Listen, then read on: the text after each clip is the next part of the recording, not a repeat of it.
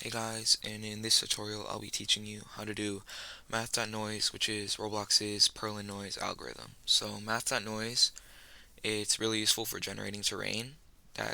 You don't want just random terrain, it would look really weird. You need one that sort of flows. And math.noise, it gives fluctuating values between negative 0.5 and 0.5, which makes it really good for creating terrain like that, which is what we'll be doing today.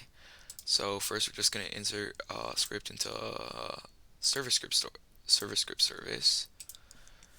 And in that first, for perlin noise, or math.noise, you need a seed, which is sort of like the starting point for the algorithm. So what we're going to do is local seed equals random.new, and then we're going to do, so that pretty much makes it random, and then next number 1 to 100,000, for instance. So what this is going to do is it's going to return, it's not going to be an integer. If we did math.random, that would return an integer, which is not what we want for this. We want something that will return a decimal. So a decimal between 1 and 100,000. Then from there, we're pretty much going to be making a grid out of this terrain, right? So we're going to start at uh, for x equals negative 50 to 50. So it's going to go from negative 50 to 50 on the x-axis and then inside that for each x we want to have negative 50 to 50y.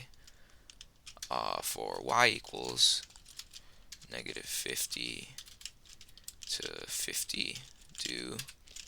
And then once we're there, so right now, right, it would make a grid, 100 by 100 grid, because that's how many times the for loops would iterate. And so we're going to do the math.noise function now.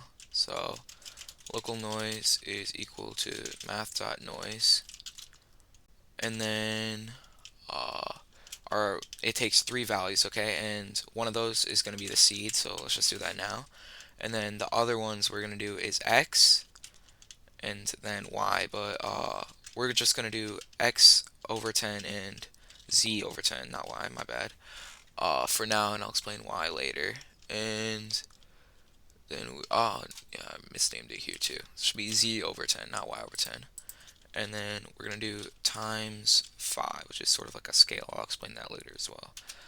And then from there, what we're going to do, so once we have the noise, which is going to be the y value in our x by z grid, we're going to start making the part. So local part equals instance dot new part.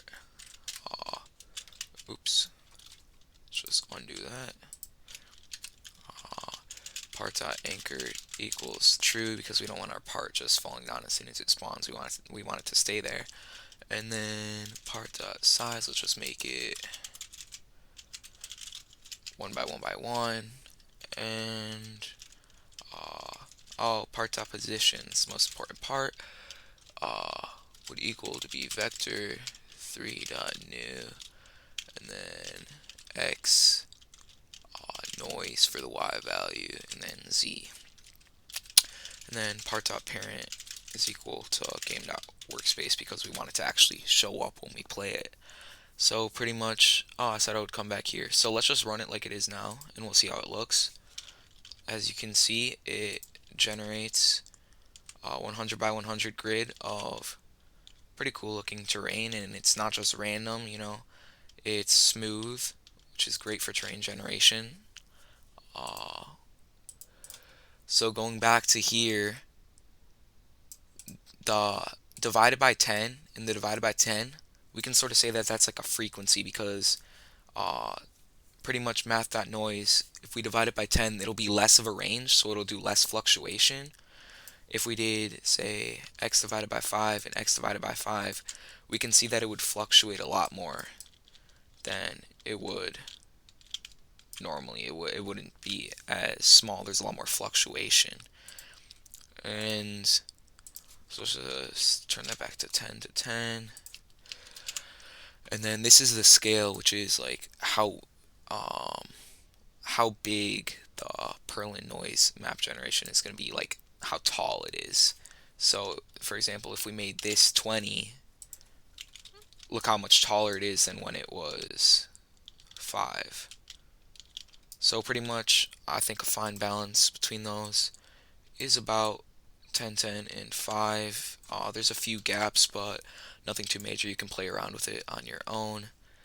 And here we go. So just running back through it, we get a random seed, which we need in the perlin noise generator, the perlin noise function rather, and which Roblox has is math.noise. We make a 100 by 100 grid right here. And then finally, we generate a part using the perlin noise value we generated as the y value. So run it one more time, and this is our final product. Hope you enjoyed the tutorial.